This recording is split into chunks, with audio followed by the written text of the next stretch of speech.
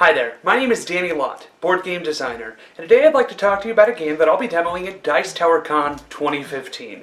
That game? Fashion Week. Fashion Week is a worker placement style game that takes place in the exciting world of fashion design. This quick video will help you understand how the game is played and the basic rules. Enough talk, let's take a look. Fashion Week plays 2 to 6 players in about 15 to 30 minutes. At the beginning of the game, each player will be given 5 coins, pick a player color, and take all the meeples associated with that color, pick the player board of their choice, and they will secretly be given a hidden roll card. These cards will be shuffled, and each player will be given one randomly. Any non-used hidden roll cards will be returned to the box, and any unused player colors and player boards will be returned to the box. After players have selected their color and their player board and received their 5 coins and their secret player roll, you'll set up the board as follows. There are 4 spots aside from your player board that workers can be assigned.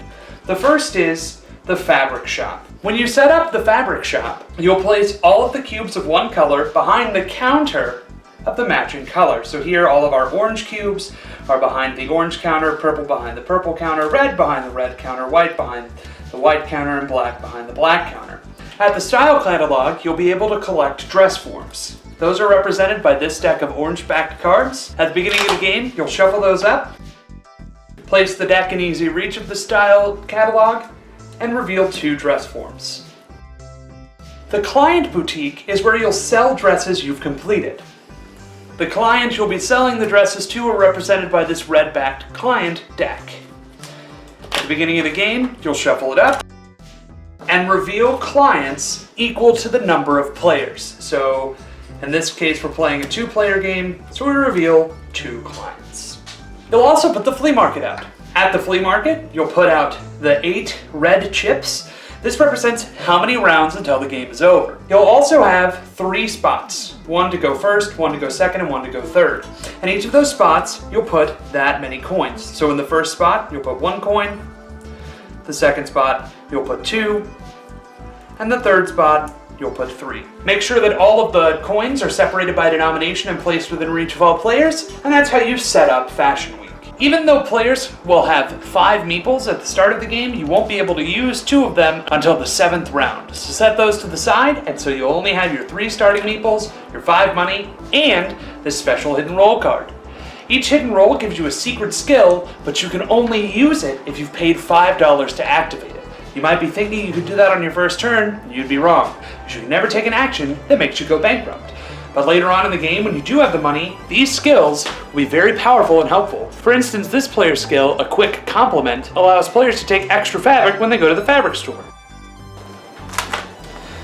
Each round, players will be able to take turns placing workers. When you take an action, which is what you'll do on your turn during a round, you can only place workers at one location. You're not limited to the number of workers you can place there, except with a few exceptions. For instance, let's say we wanted to go to the fabric store. When we go to the fabric store, you can place any number of workers you currently have at the available spaces. You'll notice that each color has 2 open spots. So if we wanted orange fabric, we could put one of our workers there to get 1 cube or 1 yard of orange fabric. Probably be smarter for us to take 2. So we could put 2 workers there to get 2 cubes of orange fabric. If we're later in the game and we have that special player power, we'd automatically get a free one of a different color. But at this point in the game, we could even put a 3rd worker here to get a purple cube or any other color. After we finish that, the next player would take their action until everybody's taken 1 action and it's our turn again. If we placed all 3 workers here, we'd have to pass because we don't have any other workers to place. So that's where the strategy comes in. You've got to decide how many workers you want to place during an action so that you don't waste all of your available options. If a player wants to go to the style catalog, they can place 1 worker there and buy 1 dress form. Dress forms cost 1 coin. You can choose from the available styles. So currently we've got the maxi dress and the trumpet sleeves. However, if a player wanted to, they could place 2 or more workers. For each additional worker you place, you'll reveal a card from the top of the deck, and you can buy additional dress forms for each extra worker. Each extra dress form you buy costs 1 additional money. So if the yellow player wanted to buy 1 dress form, they'd pay 1 coin, and take, let's say, this Chelsea collar, because it's a pretty good dress. And they'd have the option to buy 2 more dresses. The second one would cost 2 coins. And I'd say we need to buy this maxi dress, because who doesn't love a good maxi dress? And we wouldn't be able to buy the third dress for 3 coins because at the start of the game we only have 5 money, and that would cause us to go bankrupt. If at the end of your action there are not 2 dresses in the style catalog, review cards until there are. Another action players can take on their turn is they can place their workers at their workshop to use the fabric they've gotten from the fabric store to actually make the dresses they're working on. Let's take a closer look at these dress cards. On each dress card, you'll find the value you'll get for selling it at the client boutique, its name, and the pieces that you'll need to assemble, as well as the number of cubes or yards of fabric you'll need for each of those pieces. If you're able to make a single piece out of one single color, and that piece takes 2 or more yards of fabric, you'll get extra money for it. For example, if we made this Chelsea dress out of all red fabric, we'd get extra points when we sold it at the client boutique. We'd automatically get the 4 points, because that's what it's worth, but we'd also get $1 because the collar is all one color, another $1 because the body is all one color, but no money for the trim because it's only made out of 1 yard of fabric and it's not as noticeable. So that means we'd get 1, 2, plus 4 is $6 just for selling this dress. We might also even get some bonuses we'll cover in a moment. So if we had 2 yards of fabric, because we'd gone to the fabric store on an earlier round, we could place one of our workers on one of our workshop spots. In the earlier rounds of the game, you can only ever sew 2 parts of a dress per round. So we could take these 2 cubes of orange to make 1 piece of the dress. So you'd go ahead and place both of these cubes on the collar.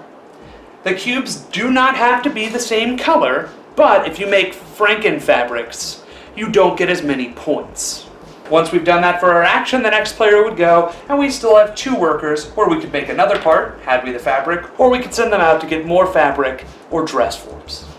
Another action a player can take on their turn is to go to the client boutique and sell a dress they've made. You can only send 1 worker to the client boutique per round, so make it count. When you go to the client boutique, there's already 2 clients there who you've probably been making dresses to cater to. However, a sneaky opponent might have come in and taken the client you were looking for earlier on in the game.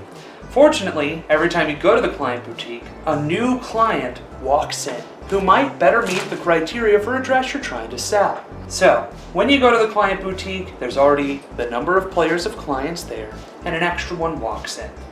When you go to the client boutique, you pick which dress you're going to sell. In this case, we're going to sell this Chelsea collar that we're going to imagine is filled with nothing but orange cubes. The clients we've got in the boutique are a client who will give us an extra $1 if they get a dress made of more than 1 fabric, and they'll give us 4 extra dollars if we sell them a romper. We don't have a romper, and we made it out of 1 color, so they're not for us. We've got this other dangerous looking client who wants nothing but black. If we sell them a dress with 1 piece of black fabric, we get an extra $1. If we sell them a dress made entirely out of black, we get 3 extra dollars. We can get both, so if our dress was all black, we'd get 4 extra dollars. That's pretty impressive. Then we have this other person who knows that orange is the important color right now. And if we sell them this dress that we've made that's all orange, not only will we get an extra $1 because 1 piece is all orange, we'll get 3 extra dollars because the whole dress is orange. So that means with our all orange Chelsea dress, we get 4, 5, 6, 7, 8, 9, $10. When we sell the dress, all the cubes go back to the fabric store. The dress form goes on the bottom of the dress form deck, and we keep the client card. That's important at the end of the game for ties. At the beginning or end of your turn, if you have the money, you can activate your special player power. So instead of taking the $10, we're going to take 5 and spend the other 5 to activate this awesome player power for later on in the game. The last action a player can take on their turn is to visit the flea market. The flea market's a nice little way to make money and determine the player order for the next round. Player order for the first round is determined by whoever's dressed the most fabulously. If players can't agree on that, do something normal like roll a die or flip a coin or rock, paper, scissors for it. When you go to the flea market, you'll place your worker on one of the spaces, first, second, or third. Those denote how many coins you'll get and what order you'll go in the next round. So if you go to the second spot, you'll take 2 coins and go second next turn.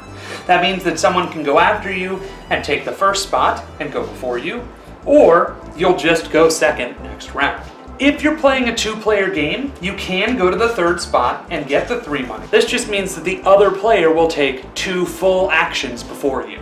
If you're playing a 5 and 6-player game, after the 1st, 2nd, and 3rd player have gone, turn order will go in a normal clockwise circle until everybody's gone. If you're the only person to go to the flea market and you go 3rd or 2nd, the players to your right will go 1st. So for instance, if I go to the 3rd player spot, 2 players to my right go before me. If I go to the 2nd spot, 1 player to my right will go before me on the next round.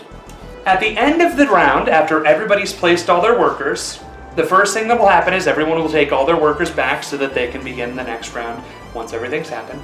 You'll refill the flea market, making sure that the right amount of money is on each spot, and you'll remove one of these round chips to show how many days are left in the Fashion Week. At the beginning of the game, you'll also remove one of those chips. Now I know what you're thinking. Hey, couldn't I have just put 7 down? And the answer is, that's up to you. I don't care. Play the game however you want.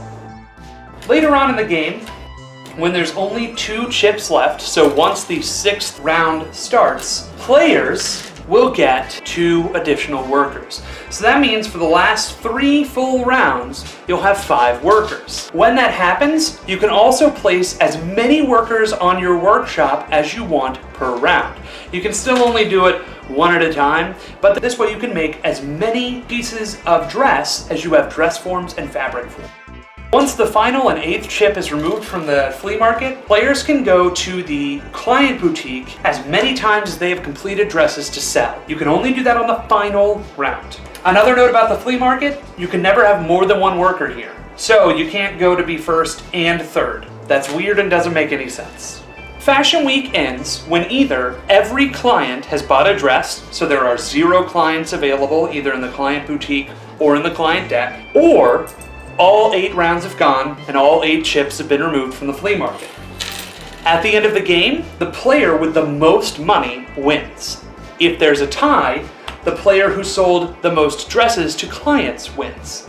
If there's still a tie, the player who has the most completed dresses in their player area wins.